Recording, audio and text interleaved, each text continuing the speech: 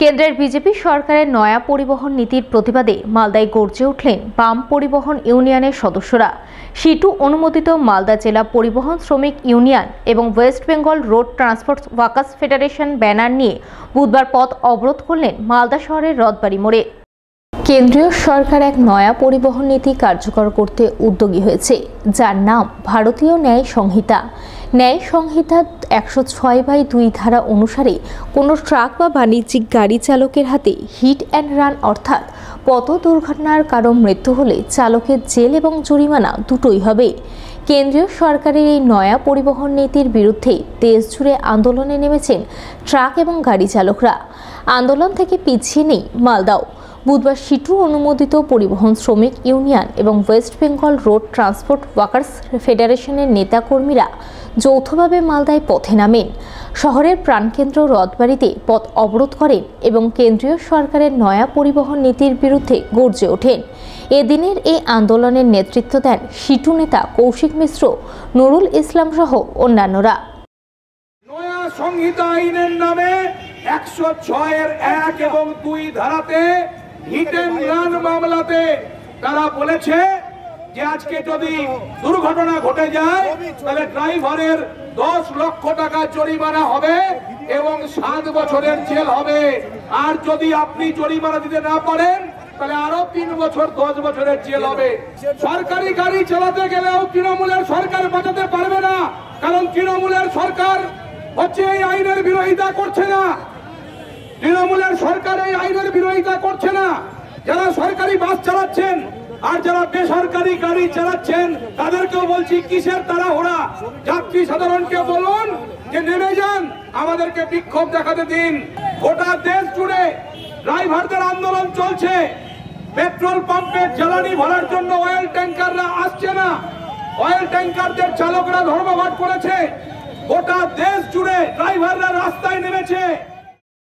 এদিনের এই আন্দোলনে সামিল সিটু নেতা নুরুল ইসলাম বলেন, কেন্দ্রীয় সরকারের আনা নয়া পরিবহন নীতির প্রতিবাদে তারা ধারাবাহিকভাবে আন্দোলন করে যাচ্ছেন। প্রয়োজনে আগামীতে বড় ধরনের আন্দোলন করবেন। All India road transport workers ফেডারেশনের বার্তা যে আমরা চালকদের উপরে যে আইন তার বিরুদ্ধে লাগাতার ধর্মঘট, প্রয়োজনে ধর্মঘট করব, লড়াই আন্দোলন করব যতদিন নরেন্দ্র মোদী, অমিত শাহ এই আইনটাকে প্রত্যাহার না করেছে। কারণ কৃষক আন্দোলন আমাদেরকে শিখিয়ে দিয়ে গেছে, সেই শিক্ষণীয় নিয়ে সেই পথেই আমরা আগামী দিনে এই লড়াইটাকে আরও বৃহত্তর থেকে বৃহত্তরের ময়দানে যাব। কেন্দ্রীয় সরকারের নয়া পরিবহন নীতির প্রতিবাদে এদিন পুরাতন মালদার নারায়ণপুর চাকি মোড়ে আন্দোলন করেন ট্রাক চালকরা। তারা জাতীয় সড়ক অবরোধ করে বিক্ষোভ দেখান এবং চালকদের পরিপন্থী নয়া পরিবহন নীতি প্রত্যাহারের দাবিতে সুর চড়ান। একটা ড্রাইভার দিন গেলে 300 টাকা 400 টাকা দিনে ইনকাম করে। ওই একটা মানুষকে কেউ মারতে চায় না, কোনো ড্রাইভার মারতে চায় না। একটা কেউ যদি পিছন চাকাতে এসে ঢুকে যায়, সেই ড্রাইভার কীভাবে 7 লাখ টাকা জরিমানা দিবে আর 10 বছর জেল খাটবে? ওই ড্রাইভারের ফ্যামিলি কি করবে? ও যদি 10 বছর জেলে থাকে, ওর ফ্যামিলি কি করবে? এই দাবিতেই আমরা এই বিক্ষোভ করছি। ড্রাইভারদের উপর যে জুলুম তৈরি হয়েছে, যে অত্যাচার তৈরি হয়েছে ভারতবর্ষে, এই অত্যাচার, এই জুলুমের জন্য আমাদের এই আজকে আন্দোলন। এই আইন যতদিন কেন্দ্রীয় সরকার তাদের ফিরিয়ে না নেয় বা প্রত্যাহার না করে, ততদিন আমাদের এই আন্দোলন চলতেই থাকবে। অসুস্থ এক শ্রমিককে অন্যায়ভাবে কাজ থেকে ছাঁটাই করার প্রতিবাদে পুরাতন মালদার নারায়ণপুর গ্যাস বটলিং প্ল্যান্টে বিক্ষোভ দেখালেন প্ল্যান্টে কর্মরত অস্থায়ী চুক্তিভিত্তিক কর্মীরা। বুধবার আন্দোলনকারী কর্মীরা প্ল্যান্টের ডিজিএমকে ঘিরে বিক্ষোভ দেখান, যার জেরে নারায়ণপুর গ্যাস বটলিং প্ল্যান্টের সামনে সাময়িক উত্তেজনাময় পরিস্থিতি তৈরি হয়। আন্দোলনকারী চুক্তিভিত্তিক কর্মীদের অভিযোগ, তাদের এক সহকর্মী অসুস্থ আছেন। তিনি চিকিৎসার জন্য ছুটি চেয়ে দরখাস্ত করেছিলেন, কিন্তু তার অজ্ঞাততার সুযোগ নিয়ে প্ল্যান্ট কর্তৃপক্ষ তাকে দিয়ে লিখিয়ে নেন তিনি আর কাজ করতে চান না, কাজ থেকে অব্যাহতি চাইছেন। এরপর ওই কর্মীকে কাজ থেকে ছাঁটাই করা হয়। ওই জালিয়াতির কথা জানতে পেরেই তারা আন্দোলনে নেমেছেন। ওই কর্মীকে পুনরায় কাজে ফিরিয়ে নেওয়ার দাবিতে সরব হয়েছেন। এছাড়াও প্ল্যান্ট ম্যানেজার ঠিকাদার সংস্থার সঙ্গে যোগসাজশ করে কর্মীদের ওপর নানাভাবে চাপ সৃষ্টি করে চলেছেন। এর প্রতিবাদেও আজ তারা বিক্ষোভ দেখাচ্ছেন। আমাদের এখানে নীলকমল বলে একজন শ্রমিক ক্যান্টিনে দীর্ঘদিন ধরে কাজ করতো, প্রায় 24 বছর ওর কাজ করা হয়েছে। উনি হঠাৎ করে অসুস্থ হয়ে যায়। উনি বলেন যে আমি অসুস্থ হয়েছি, আমার ট্রিটমেন্টের জন্য 10 থেকে 12 দিনের সময়ের প্রয়োজন। ক্যান্টিনের কেউ একজন সাদা কাগজে সিগনেচার করিয়ে নিয়ে চলে আসে। তারপরে এবার উনি নিজের মতো করে এখানে লেখেন যে উনি আমাকে লিখিত দিয়েছেন আমি অসুস্থ, আমি আর কাজ করব না, আমার জায়গায় অন্য শ্রমিক নিয়ে নেওয়া হোক। আর যে করছেন এই কাজটা তার নাম হচ্ছে অসীম ঘোষ। উনি এখানে বিগত দিনের ক্যান্টিনের কন্ট্রাক্টর ছিলেন। তিনি এই ডিজিএম এর সহযোগিতায় তিনি এইরকম দুর্নীতি করে যাচ্ছেন। আজকে আমরা ডিজিএমকে আমরা গেটের বাইরে আটকেছিলাম। আমরা চাইছিলাম যে আমাদের শ্রমিককে যেভাবে অন্ধকারে রেখে দুর্নীতি করে জালিয়াতি করে ওকে বের করা হয়েছে চিটিংবাজি করে, এই চিটিংবাজি যে করেছে তার শাস্তি হোক, তাকে আইওসিএল থেকে ইন্ডিয়ান অয়েল প্ল্যান্ট বহিষ্কৃত করা হোক এবং যে শ্রমিক সেই শ্রমিককে পুনরায় কাজে নিযুক্ত। বিরোধীদের কোনো প্রস্তাব মানা হচ্ছে না পঞ্চায়েত সমিতির বিভিন্ন উন্নয়নমূলক কাজে।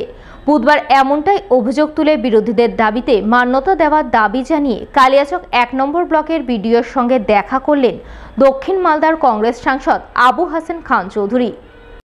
সঙ্গে ছিলেন কালিয়াচক 1 নম্বর ব্লক কংগ্রেসের একাধিক নেতৃত্ব সহ কংগ্রেসের পঞ্চায়েত সমিতির সদস্যরা। এদিন তাদের নিয়ে দক্ষিণ মালদার সাংসদ কালিয়াচক 1 নম্বর ব্লকের বিডিওর সঙ্গে বেশ কিছু কথা বলেন। তাদের দাবি দাবা তুলে ধরেন বিডিও সাহেবের নিকট। এই প্রসঙ্গে কালিয়াচক 1 নম্বর ব্লক কংগ্রেস সভাপতি মিজানুর রহমান বলেন, পঞ্চায়েত সমিতিতে কংগ্রেসের 16 জন সদস্য রয়েছেন, অথচ তাদের কোনো প্রস্তাব অ্যানুয়াল অ্যাকশনে অন্তর্ভুক্ত করা হচ্ছে না। তাই এই বিষয়ে বিডিও সাহেবের সঙ্গে দেখা করে তার কাছে অভিযোগ তুলে ধরলেন। এতে কাজ না হলে আগামী দিনে আইনের দ্বারস্থ হতে বাধ্য হবেন। আমাদের 16খানা কংগ্রেসের জিতে আসা যে মেম্বারগুলো রয়েছে, এদের কোনো উন্নয়নমূলক যে স্কিম, রাস্তাঘাট, ড্রেন, এদের এলাকা থেকে যে স্কিমগুলো আছে এরা অ্যাকসেপ্ট করছে না আর কি। এই জন্য এমপি সাহেব বিডিও সাহেবকে বললেন যে আপনি কাজ দিবেন কিনা সেটা পরের কথা, কিন্তু অ্যানুয়াল অ্যাকশন প্ল্যানে যে স্কিমগুলো তুলবেন, না হলে এত বড় এরিয়া 16টা পঞ্চায়েত সমিতি মেম্বারের, তারা ওই এরিয়ার মানুষ তো বঞ্চিত হবে উন্নয়নমূলক কাজ থেকে। যদিও কংগ্রেসের এই অভিযোগ সরাসরি নাকচ করে দিয়েছেন কালিয়াচক 1 নম্বর পঞ্চায়েত সমিতির পূর্ত কর্মাধ্যক্ষ কামাল হোসেন। আমাদের কালিয়াচক 1 নম্বর পঞ্চায়েত সমিতি 14টি গ্রাম পঞ্চায়েত নিয়ে, পঞ্চায়েত সমিতির মূল লক্ষ্য হচ্ছে 14টি গ্রাম পঞ্চায়েতের সার্বিক উন্নয়ন করা, যেটা আমরা মমতা বন্দ্যোপাধ্যায়ের আদর্শে অনুপ্রাণিত হয়ে চলি। তারা এগুলো না জেনে এগুলো মিথ্যা প্রচারটা করছে।